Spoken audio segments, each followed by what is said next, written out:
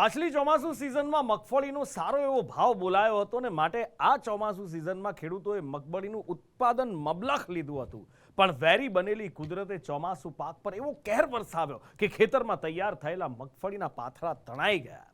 મગફળીના ખેડૂતોને વારે આવેલી સરકારે ટેકાના ભાવે મગફળીની ખરીદીની જાહેરાત કરી અને આજથી એના શ્રી ગણેશ પણ કર્યા, પણ સરકાર કુલ ઉત્પાદનના 25% ખરીદવાની છે। ખબર છે તમને? સવાલ થાય ને કે આ ટેકો ખેડૂતોને સાચા અર્થમાં ટેકો કરશે, અને જો કરશે તો કેટલો? આ વર્ષે મગફળીનું મબલખ ઉત્પાદન, રાજ્યમાં ટેકાથી મગફળીની ખરીદી।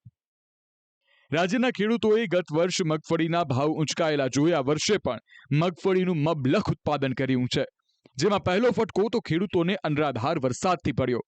પાછોતરા વરસાદે મગફળીની ક્વોલિટી ખરાબ કરી, જેથી ખેડૂતોને ઉતારો ઓછો આવ્યો છે, તો બીજી તરફ હવે ફટકો ભાવમાં પડી રહ્યો છે। રાજ્ય સરકારે મગફળીના કુલ ઉત્પાદનના 25% મગફળી ટેકાના ભાવે ખરીદવાનું નક્કી કર્યું છે। આજથી 90 દિવસ સુધી ટેકાના ભાવની ખરીદી ચાલશે।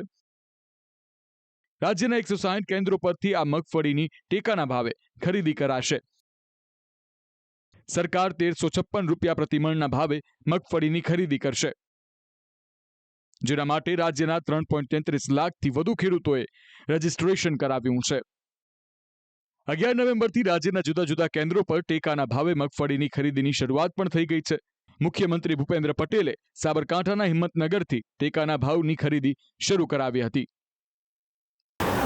દરેક યોજનાઓ અને ખેડૂતોને પોષણક્ષમ ભાવ મળે, ટેકાના ભાવ અને ટેકાના ભાવે ખરીદી સમયસર શરૂ થાય એ સરકારની પ્રતિબદ્ધતા છે, અને સરકારે આજે એ પ્રતિબદ્ધતા દર્શાવી અને ટેકાના ભાવે ખરીદી શરૂ કરી છે। જો કે હાલ રાજ્યમાં જુદા જુદા ભાવે મગફળીની ખરીદી જોવા મળી રહી છે, પરંતુ ખેડૂતોની આશા મુજબ ભાવ નથી મળી રહ્યા। ખુલ્લા બજારમાં 1000 થી અંદરના ભાવ છે। ટેકાનો ભાવ 1356 છે, જ્યારે ખેડૂતોને આશા છે કે તેને 1500નો ભાવ મળવો જોઈએ। હાલ તો રાજ્યના જુદા જુદા કેન્દ્રો પર ખેડૂતો પોતાની મગફળી લઈને પહોંચી રહ્યા છે, જેના કારણે કેટલાક યાર્ડ બહાર વાહનોની લાંબી કતારો પણ જોવા મળી રહી છે। અહીંયા 1356 મળવાનો છે। અમે એક ખાતાની 200 મણ ભરીને આવ્યા છે। ગયા વર્ષે 125 મણ લેતા, આ વખતે 75 મણનો વધારો કર્યો છે, એટલે એ ખેડૂતો માટે સારું છે। આ સરકારે ટેકો સારામાં સારો આપ્યો છે। ઓપન માર્કેટમાં 1000 થી 1200 રૂપિયા જ આવે છે, હારે સારી મગફળી હોય તો જો ટેકાના ભાવે 200 મણ ખરીદી કરે તો ખેડૂતને કોઈ જાતનો વાંધો નથી। ટેકાની ખરીદી શરૂ થઈ એટલે બધા ખેડૂતોને તેનો લાભ મળશે તેવું નથી। ક્યાંક હજી ખરીદી કેન્દ્ર જ શરૂ નથી થયા। રાજકોટના જસદણમાં ખેડૂતોને મગફળીની ટેકાની ખરીદી માટે ધરમ ધક્કા ખાવા પડી રહ્યા છે, કારણ કે ખરીદી કેન્દ્ર જ શરૂ નથી થયું। આ વર્ષે ખેડૂતોને અતિવૃષ્ટિના કારણે ઘણું બધું નુકસાન વેઠવું પડ્યું છે, ઘણો બધો પાક નિષ્ફળ ગયો છે। તો ખેડૂતોને એવી આશા હોય કે સરકાર મગફળીના પૂરતા ભાવ આપે તો થોડું ઘણું વળતર મળી રહે, પરંતુ અહીંયા આવીને એવું જોતા લાગે છે કે જાણે ખરેખર ખેડૂતો સાથે હસી મજાક કરવામાં આવતો હોય, તો કોઈ પણ પ્રકારનું કામ હજી સુધી ચાલુ કરવામાં નથી આવ્યું, જેના કારણે જસદણ માર્કેટિંગ યાર્ડમાં આવેલા ખેડૂતો પરાણે ખુલ્લા બજારમાં મગફળી વેચી રહ્યા છે। મેં રજીસ્ટ્રેશન કરાવ્યું છે, પણ હજી ખરીદી શરૂ થઈ નથી, એટલે અમારા ખેડૂતને તો બધી રીતે કપાવવાની જ વાત થઈ કે અહીંયા 1050માં 1100માં માંડવી જાય છે। સરકારના ટેકા બાદ પણ મોટાભાગના ખેડૂતો ખુલ્લા બજારમાં પોતાની મગફળી વેચી રહ્યા છે। ખેડૂતોનું કહેવું છે કે શિયાળુ પાકમાં હાલ ખેડ ખાતરનો સમય છે।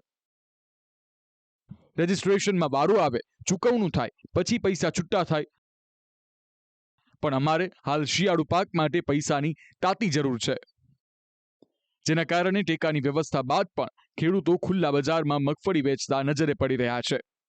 હાલ અત્યારે ખેડૂતો શિયાળુ પાક વાવેતર કરવું છે, જેવું કે જીરું, ઘઉં, ચણા, એના વાવેતર માટે ઘણો બધો ખર્ચો થાય। દવા, ખેડ, ખાતર એ ખૂબ મોંઘું છે। આ મોંઘું બધું ખરીદી કરવા માટે થઈ અને સરકારની રાહ જોતા નથી, અને આ ઓપન માર્કેટની અંદર 1000 રૂપિયાથી લગાડી અને 1200 રૂપિયામાં મગફળી છે એ 150 રૂપિયા સસ્તી છે સરકાર કરતા, એ વેચી રહ્યા છે। આમ હાલ જે ખેડૂતોનું રજીસ્ટ્રેશન થયું છે તેઓ 1356ના ભાવે એટલે કે ટેકાના ભાવે મગફળી વેચી રહ્યા છે, પરંતુ ઉત્પાદન વધુ હોવાના કારણે દરેક ખેડૂતોને તેનો લાભ મળી શકતો નથી, તેમજ શિયાળુ પાકમાં તાત્કાલિક પૈસાની જરૂર હોવાથી મજબૂરીના માર્યા મોટાભાગના ખેડૂતો ખુલ્લા બજારમાં 1000ની આસપાસ મગફળી વેચી રહ્યા છે. બ્યુરો રિપોર્ટ, સંદેશ ન્યૂઝ.